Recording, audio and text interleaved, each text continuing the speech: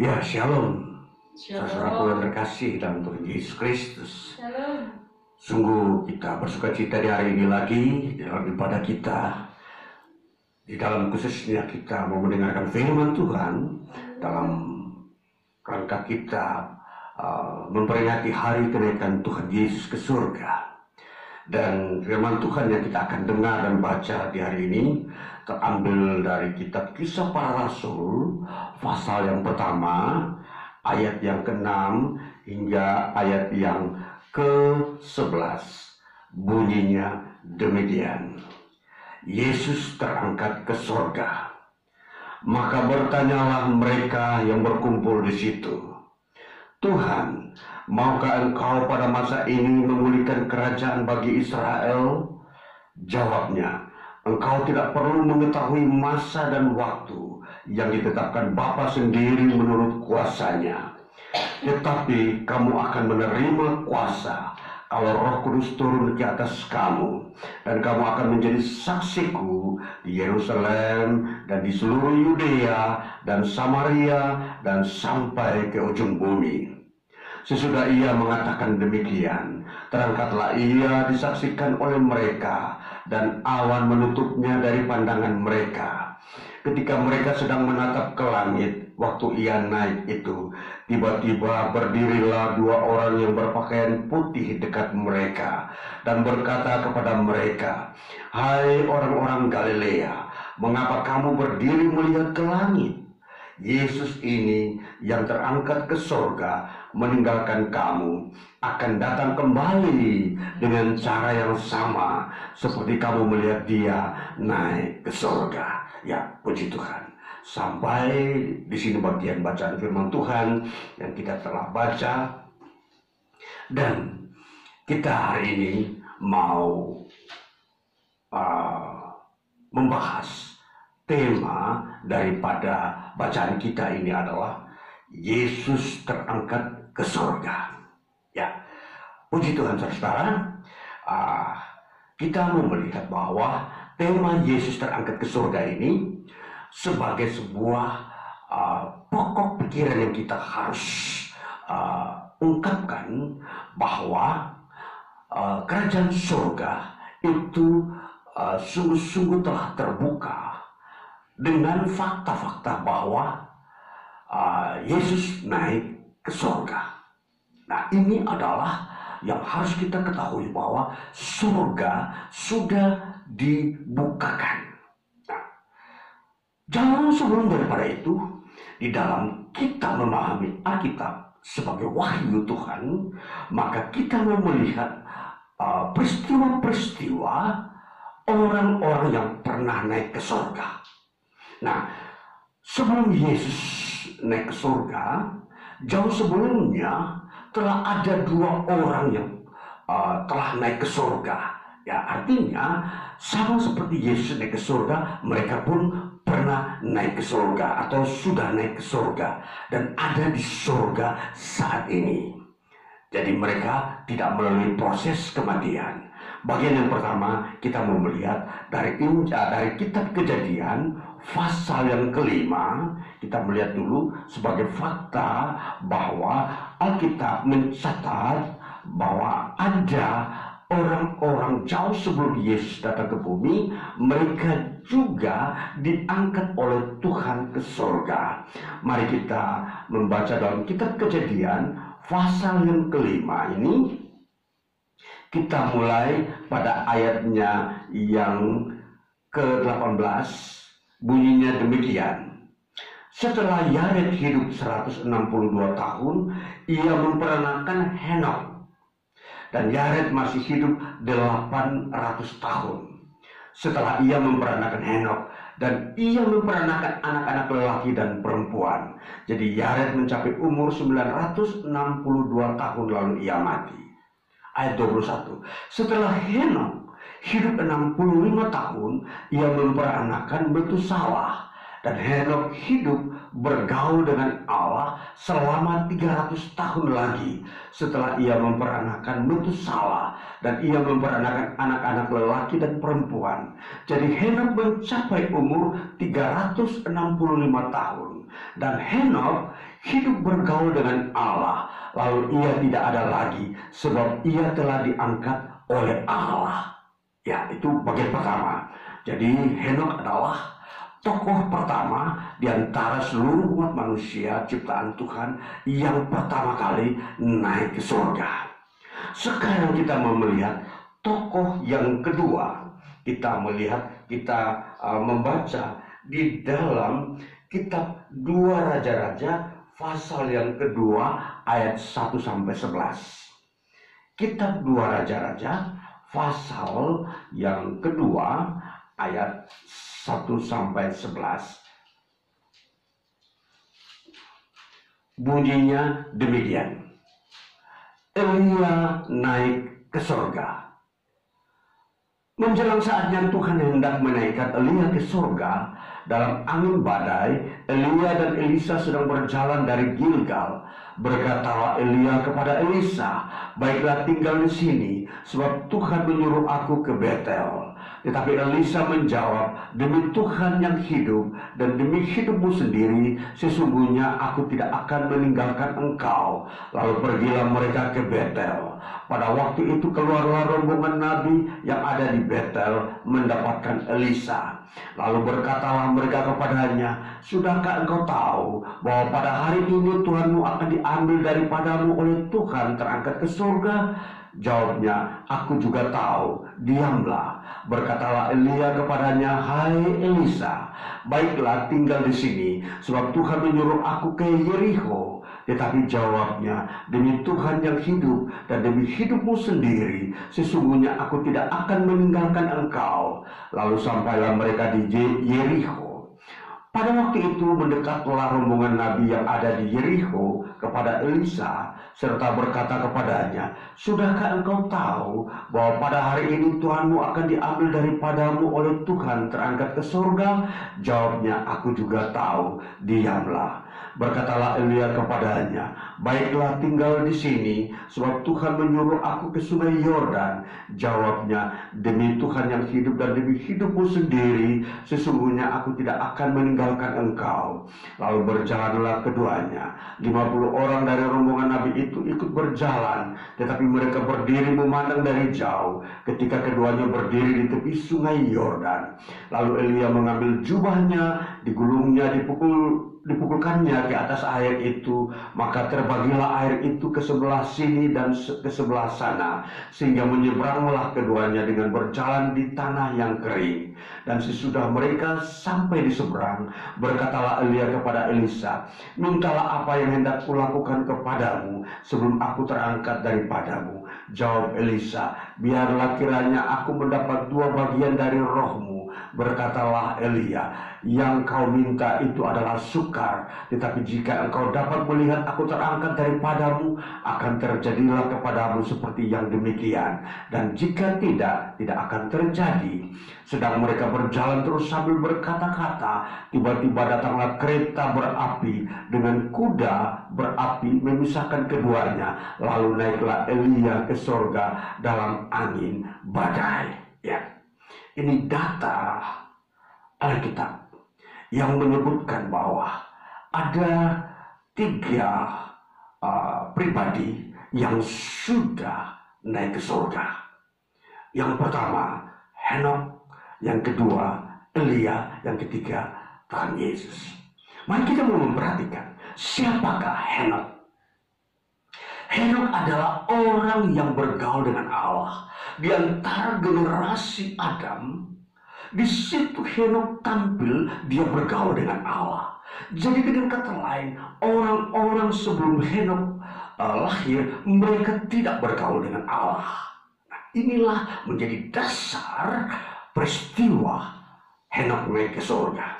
Kalau kita memperhatikan selanjutnya, bahwa Henokh, siapakah Henokh? Henokh adalah keturunan ke-7 dari Adam. Ya, kalau kita memperhatikan silsilah-silsilah ini, ternyata Henok adalah keturunan ketujuh. Artinya setelah Adam diciptakan oleh Allah, Adam ini melahirkan anak-anak. Anak yang dilahirkan Adam ini adalah Set.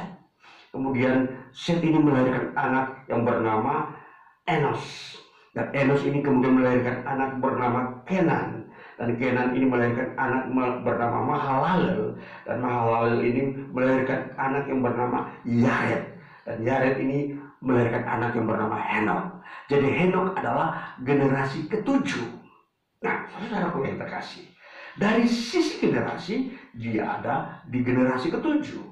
Tetapi dari sisi tahun, dia diangkat ke surga pada tahun 887 tahun Adam. Jadi dengan kata lain, Adam baru berumur 887 tahun telah terjadi orang pertama naik ke surga, yaitu Henok. Sedangkan Adam itu sendiri berusia 930 tahun. Jadi masih ada sisa 43 tahun lagi. Jadi dengan kata lain, setelah Henok naik ke surga, 43 tahun kemudian barulah Adam meninggal. Nah, ini saudaraku, kalau kita baca dengan teliti bagaimana tahun-tahun kejadian peristiwa yang terjadi dalam kehidupan generasi Adam. Nah, selanjutnya Elia naik ke surga pada tahun 900 sebelum Masehi, artinya sebelum Yesus lahir. Jadi tahunnya Henok naik ke surga tahun 887. Sedangkan Elia naik ke surga tahun 900 sebelum Masehi, itu diperkirakan seperti itu. Maka ada selang waktu 13 tahun. Jadi tahun yang kita bulatkan tahun 900. Nah, sedangkan Yesus naik ke surga tahun 33 Masehi. Nah, kalau kita perhatikan ya, antara tahun-tahun Elia naik ke surga sampai ke tahun Yesus itu hampir 1000 tahun.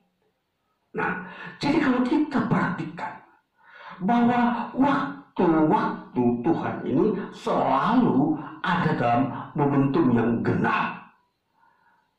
Henok generasi ketujuh. Elia adalah nabi yang kedua di Israel setelah Nabi Samuel. Yesus Kristus datang sebagai Tuhan di muka bumi. Nah, ini kita melihat bagaimana perkembangan karya Tuhan menghadirkan kemuliaan Tuhan di muka bumi. Kalau Henok, dia adalah manusia biasa, tetapi dia bergaul dengan Allah selama 300 tahun. Nah, kalau dengan demikian, bahwa dia diperkenankan Allah naik ke surga hidup-hidup. Sedangkan Elia, siapakah Elia? Elia adalah nabi yang berjuang melawan nabi yang palsu, yaitu nabi yang ada di Israel pada saat Elia melayani. Dan di situ nabi ini terkenal dengan nabi yang menyembah berhala. Dia adalah Isabel. Nah, ini nabi di antara seluruh nabi. Elialah yang mampu memerangi nabi-nabi palsu sebanyak 300 orang. Elia di mata Tuhan. Tuhan menghendaki agar Elia naik ke surga hidup-hidup. Kalau kita memperhatikan peristiwa daripada Henok naik ke surga tanpa ada sebuah penjelasan, tahu-tahu dia naik ke surga. Tetapi Elia, dia naik ke surga melalui angin badai dari tengah-tengah sungai Yordan yang setelah terbelah menjadi dua. Di situ dia dijemput oleh kereta kuda yang berapi dari surga. Ya, itu alat atau sarana yang dipakai oleh Tuhan untuk mengangkat Elia ke surga. Tapi kita memperhatikan Yesus naik ke surga, dia menggunakan awan. Awan mengangkat dia ke surga. Saudara, kita mau memperhatikan bagaimana peristiwa-peristiwa ini untuk kita mengerti tentang kehidupan kita di masa akan datang. Saya pernah menyampaikan bahwa umat Tuhan, gereja Tuhan akan naik ke surga bukan sama seperti Henok atau Elia, tapi sama seperti Yesus naik ke surga dengan menggunakan awan. Nah ini saudara, ini peristiwanya ketika Tuhan Yesus datang kembali. Nah itulah sebabnya dalam Kisah Rasul pasal yang pertama dikatakan para malaikat berkata kepada murid-murid Yesus ini, Yesus yang kamu lihat ini terangkat ke surga dengan awan-awan akan datang kembali dengan cara yang sama. Nah ini untuk mengangkat orang-orang percaya ke surga. Nah jadi peristiwa naik ke surga ini adalah pemahaman iman Kristen yang begitu nyata, yang tidak bisa disangkali, dan inilah pekerjaan Tuhan yang terbesar di dalam keselamatan terhadap umat manusia. Nah, saudara terkasih, kita melihat bahwa seluruh sejarah kerajaan Allah itu akan puncaknya berada pada kedatangan Yesus yang kedua kali. Jadi ini puncak sejarah keselamatan iman Kristen. Disinilah puncaknya Yesus Kristus akan datang kedua kali. Nah, jadi di sini akan mengangkat gerejanya orang-orang percaya naik ke surga dengan menggunakan awan-awan dan diiringi oleh para malaikat. Nah, ini saudara-saudara. Jadi kita melihat firman Tuhan, kebenaran dan wahyu Tuhan ini telah disampaikan, dan itu tinggal Tuhan mewujud nyatakan akan firman-Nya, penggenapan firman Tuhan. Saudara yang terkasih, kalau kita memperhatikan teks daripada kitab Kisah Rasul pasal yang pertama ini, maka kita akan menemukan ada dua hal yang menjadi penegasan atau tekanan yang disampaikan oleh Tuhan Yesus. Yang pertama dikatakan soal pemulihan bagi bangsa Israel. Kita memperhatikan dulu di dalam Kisah Rasul pasal yang pertama tadi dikatakan ketika peristiwa Tuhan Yesus mau naik ke surga, sebuah pertanyaan yang disampaikan oleh para murid bunyinya demikian. Tuhan, maukah engkau pada masa ini memulihkan kerajaan bagi Israel? Saudara, pemulihan di sini kita mau memperhatikan sebuah teks yang berbunyi yang mengatakan bahwa pemulihan itu diterjemahkan sebagai apokatis taneis. Apokatis taneis ini dari kata apokatisteri. Artinya bahwa ini akan terjadi kondisi keadaan kembali kepada apa yang Tuhan kehendaki terhadap orang Israel. Artinya orang Israel akan sungguh-sungguh menyembah Tuhan Yesus Kristus di masa dan waktu yang tidak diketahui oleh siapapun. Nah, itulah sebabnya sebuah pertanyaan ini dan dijawab oleh Yesus kepada mereka bahwa engkau tidak perlu mengetahui masa dan waktu yang ditetapkan Bapa sendiri menurut kuasanya. Jadi berdasarkan teks ini, maka pemulihan orang Israel untuk menyembah Yesus itu ada dalam sebuah rahasia Bapa, pengetahuan dan kuasa Bapa. Nah, ini yang memang menjadi sebuah tanda keajaiban, tanda di mana pengetahuan Allah tidak bisa semua dimengerti oleh umat manusia. Sejarah dan waktu, peristiwa dan kejadian di muka bumi, semua ada dalam pengetahuannya Bapa. Inilah yang kita dapatkan dari peristiwa kenaikan Tuhan Yesus ke surga. Nah, jadi penegasan pertama ini menjadi sebuah rahasianya Allah. Jadi hal yang khusus ini yang kita temukan, yang sesungguhnya memang telah menjadi sesuatu yang bergejolak di dalam kehidupan keselamatan Israel ini. Oleh karena Israel memang mereka adalah sebuah bangsa yang dipilih oleh Tuhan. Namun mereka sendiri menolak akan kehadiran Yesus Kristus sebagai Tuhan dan Juru Selamat mereka.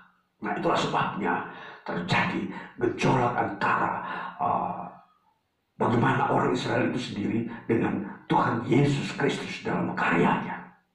Nah, selanjutnya itu yang pertama. Yang kedua adalah di dalam ayatnya yang ke-8, bunyinya demikian. Tetapi kamu akan menerima kuasa kalau Roh Kudus turun ke atas kamu. Penegasan yang kedua adalah kamu akan menerima kuasa. Para murid akan menerima kuasa. Gereja Tuhan akan menerima kuasa. Kuasa apa? Kuasa yang mengalahkan maut. Kuasa yang mengalahkan dosa dan iblis. Ini kuasa. Sebab manusia sedang ada di bawah sebuah kutuk dosa dan penderitaan. Dan ini semua dikerjakan oleh iblis. Itulah sebabnya ada penegasan yang Tuhan Yesus beritakan kepada murid-murid bahwa kamu akan menerima kuasa kalau Roh Kudus turun ke atas kamu. Saudara, jadi peristiwa Tuhan Yesus naik ke surga masih ada selang waktu 40 hari untuk Roh Kudus turun. Itu pertanda bahwa ada 40 hari suatu masa kevakuman di mana murid-murid tidak ada dalam sebuah apa istilahnya gelombang kuasa Tuhan, yang dimana Tuhan Yesus selama 3,5 tahun selalu melakukan mujizat.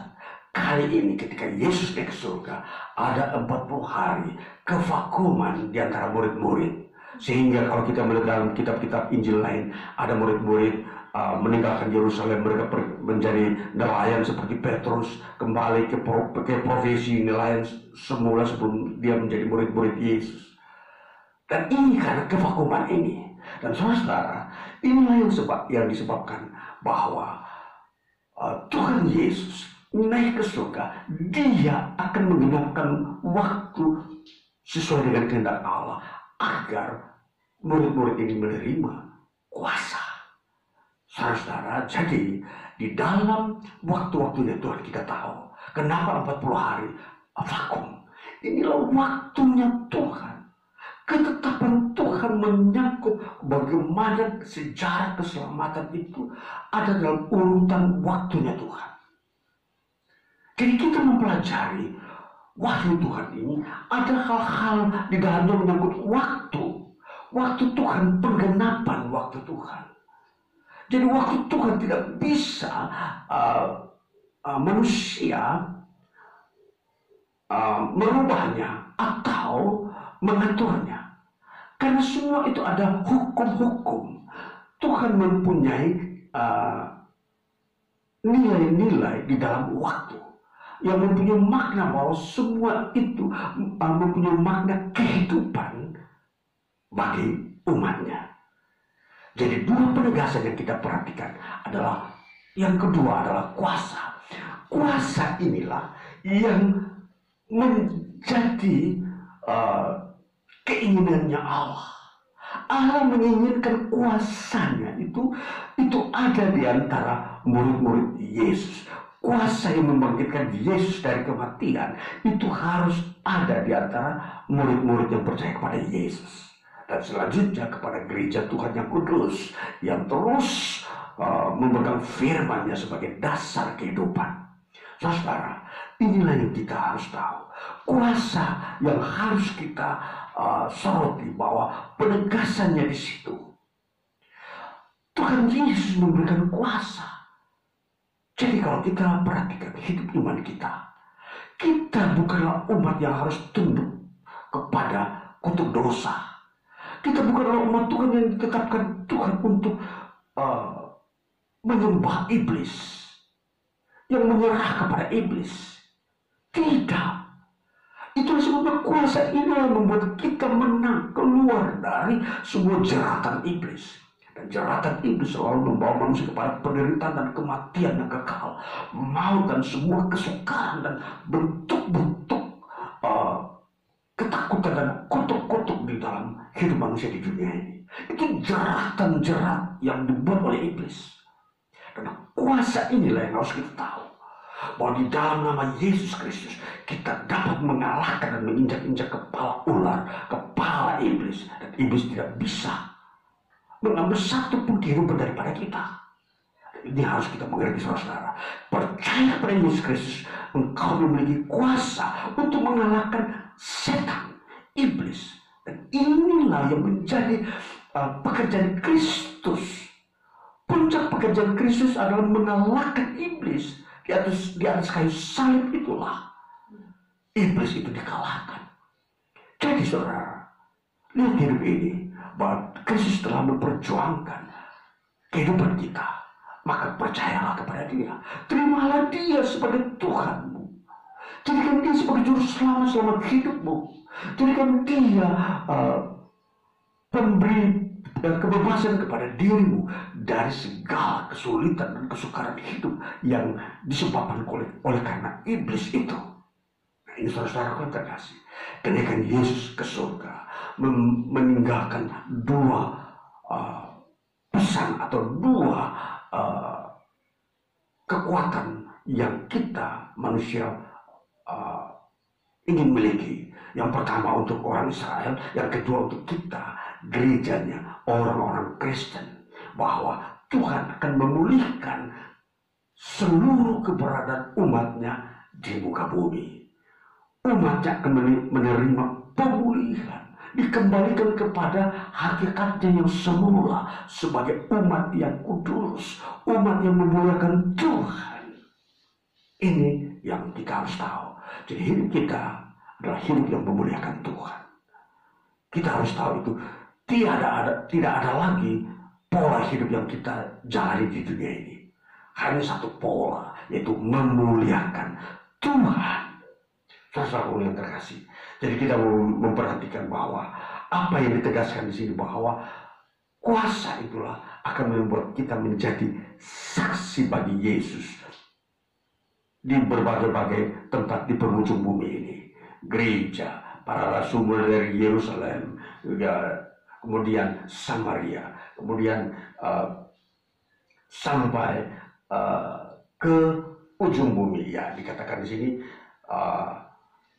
jadilah saksi bagiku mulai dari Yerusalem, Yudea, Samaria, dan sampai ke ujung bumi. Dan ini saudaraku, hari ini kita di dalam ibadah kita, di dalam kita memperingati hari kenaikan Tuhan Yesus Kristus ke surga, bahwa yakinlah saudara telah memiliki sebuah garansi, sebuah sertifikat untuk naik ke surga pada saat Yesus datang kedua kali. Namun ketika engkau mengalami kematian, engkau pun akan dibangkitkan pada hari kedatangan Yesus Kristus kedua kali. Dan ini pegang saudara supaya hidupmu berbahagia di bumi ini.